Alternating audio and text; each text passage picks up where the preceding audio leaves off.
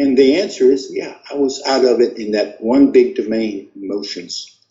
And what I've learned since then, and continually learn, especially in the last 20 years, is that emotions can be the most enabling thing of human happiness if they are managed and if you understand the power and you take ownership of what's going on inside of you. Speed of digital advancement is going to be very, very fast. The best scientists say that the shelf life of knowledge will only be 2 to 3 years because technology will be creating new knowledge so fast, and we human beings are not wired, all right? We were wired in ways for efficiency in assuming that things stayed the same.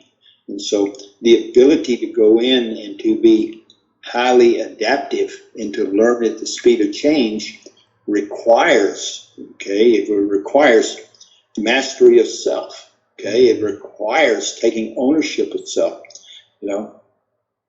how you think, how you listen, how you collaborate, how you relate, all right? How you relate is engage with other human beings, and most of us weren't trained to do that. Schools don't teach that. But the good news is the great religions and the great philosophies of the world, and there's, historically 7 great religions and philosophies. There's a multitude of them, Eastern and Western. The amazing thing is when you study all of them, they all come to the same conclusions. All right. They get there a different way. They may use different words, but it's the same. And it's this basically taking ownership of self. All right. And getting to the point where you achieve inner peace.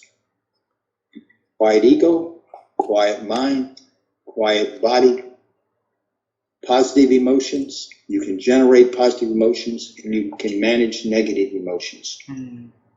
And you embrace impermanence is the way. And so, and what that means for most of us as human beings is we have to basically release or we need a new story of what it means to be smart in the world.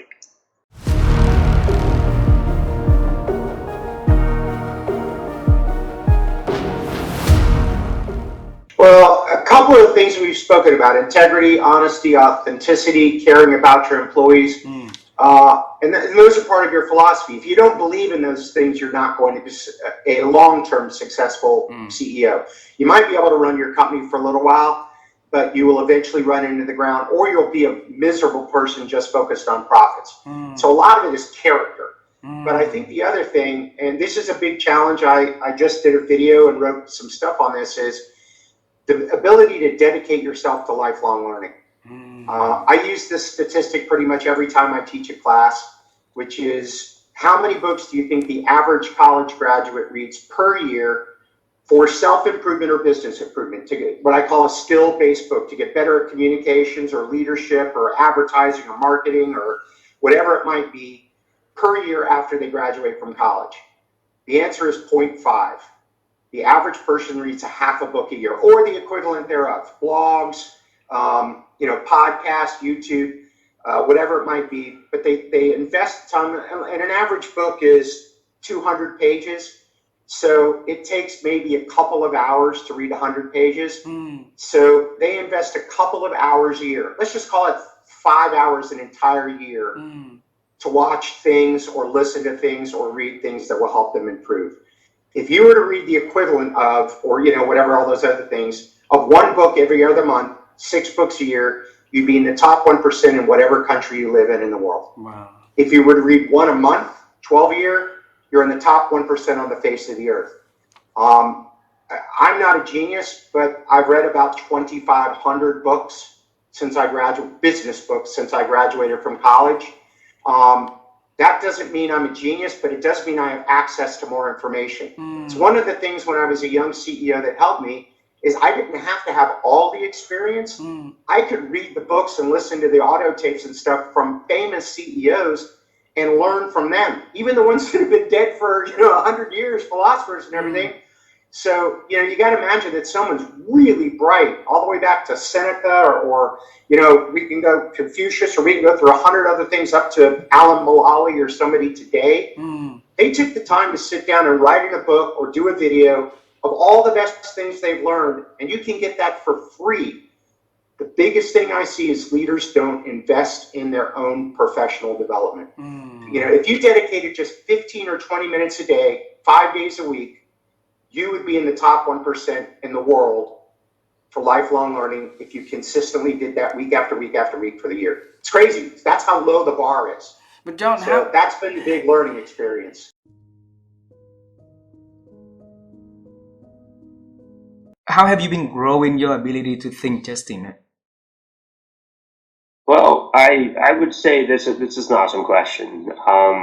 I think that as I've gotten better at thinking, I've realized that I'm not good at thinking, maybe is the way I would say it. So like, I live in an echo chamber professionally, where I'm consistently put in a room where I'm expected to or supposed to be an expert, right? It's like the guy that knows the most in the room about whatever we're talking about. And the more people that EMA has hired, the more I've learned that I don't know everything. And I know that, but like I'm reminded, maybe is the right term, that I don't know everything.